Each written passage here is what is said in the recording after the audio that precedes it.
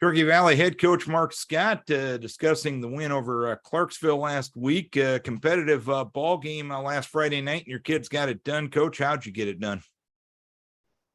Did a good job offensively, moving the ball consistently all night. We had a penalty early in the that put us in a hole. We had to punt then.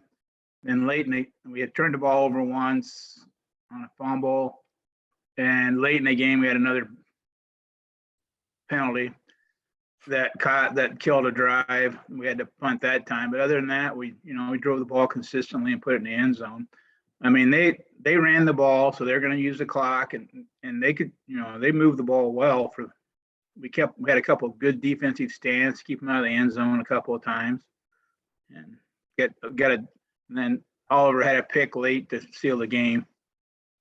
You mentioned Oliver Schmidt, and I normally don't try to talk about individual performances because you need all 8 men to have success in the game that you play. But 174 yards rushing, 4 touchdowns, 13 tackles, 1 interception.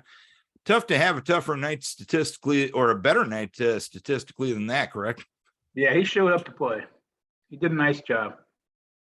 And he gets after it. And you mentioned your running game overall, 343 yards, 7.8 yards carry, 6 touchdowns on the ground last Friday night as well. That means the guys up front are doing it well. What was the clicking in particular with your collective unit in the running game? Oh, we ran well. And then whatever we ran pretty well. I mean, if we ran jet sweep, we blocked it well. If we ran belly, we blocked it well. Trap, we blocked well.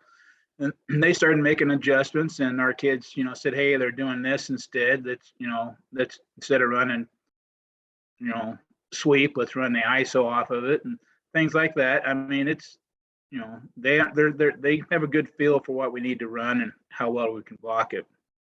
And when you got your guys coming to the sidelines and talking strategically to you like that, how big of a sign is that your kids are buying in and understanding what you want them to do? Well, we want them to do well, and they want to do well. So that's kind of a 50-50 thing.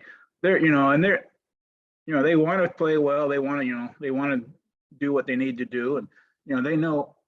It's not a me thing. It's, it's us. And they do a really good job of not being selfish about, why can't I do this or why can't I do that? It's what can we do? What do we need to do? And this week, you make another trip down south as you go to Tripola, another undefeated team in your district. Based on my preparation for the game, probably I'm guessing you want to know where Rowan Carlson is on both sides of the ball. Is that a fair statement? Well, definitely when he's on offense, you want to know where he's at. He's a threat. Anytime he touches the ball, he can take it to the house. He's fast. He's elusive. He runs the ball hard. He doesn't just go down when you tackle him. And now he can throw it. So now you throw that in there. That they run a lot of RPO things and he'll just take off. You miss him, and it's a foot race, and most of us aren't going to win that foot race.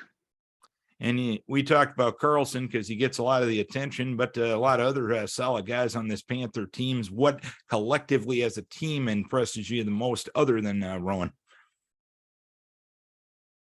They got some good size up front. That 77 and 71 are nice big kids. 54 is a big kid.